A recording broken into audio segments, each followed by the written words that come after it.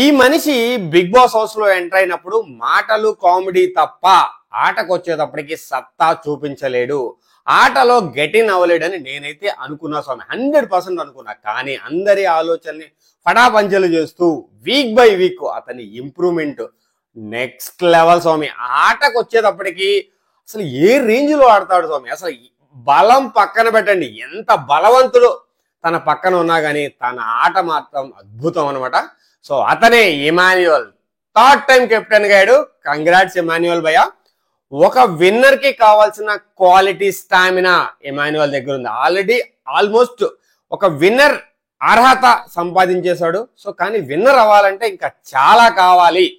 ఎక్కడో నాకు ఒక చిన్న భయం ఉంది, ఎందుకంటే ఇంత మంచి కంటెస్టెంట్, ఇంత బాగా ఆడుతున్న కంటెస్టెంట్స్ కామెడీ టైమింగ్ బాగుంటుంది, గేమ్ టైమింగ్ బాగుంటుంది, లాజికల్ గా బాగా ఆలోచిస్తాడు, ప్రతిదీ జనాలను ఎలా హ్యాండిల్ చేయాలో తెలుసు. ఇన్ని క్వాలిటీస్ ఉన్న వ్యక్తి దగ్గర ఒక చిన్న భయం నాకేంటంటే, ఇన్ని సీజన్స్ బిగ్ బాస్ షో చూసిన తర్వాత నాకున్న భయం ఏంటంటే, ఇప్పటి వరకు మేబీ 1 or 2 times నామినేషన్స్ లోకి వెళ్ళాడు. ఆల్మోస్ట్ లాస్ట్ 7 weeks బట్టి నామినేషన్ లో లేడు.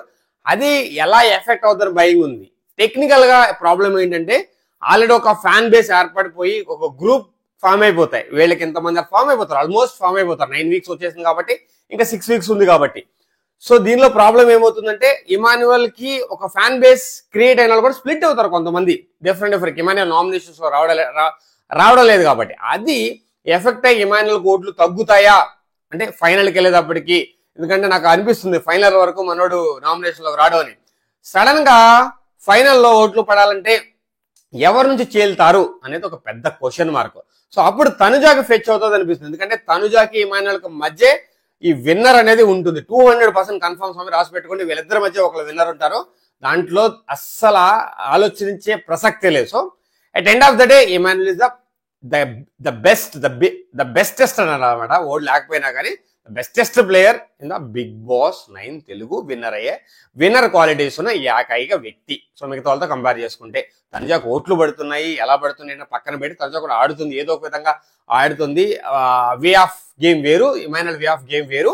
ఇద్దరి మధ్య పోటీ ఉండబోతుంది. కానీ Emmanuel congrats by 1 more time, hattrick captaincy కొట్టావు. సో అలాగే బాగా ఆడాలి. సో ఎవరు విన్నర్ అయినా హ్యాపీనే. ఇమాన్యుయల్ కూడా విన్నర్ అవ్వాలని నేను కోరుకుంటే, మంచి ప్లేయర్ విన్నర్ అవ్వాలని అందరూ కోరుకుంటారు. సో ఇంతకన్నా మాట్లాడడానికి ఏమీ లేదు.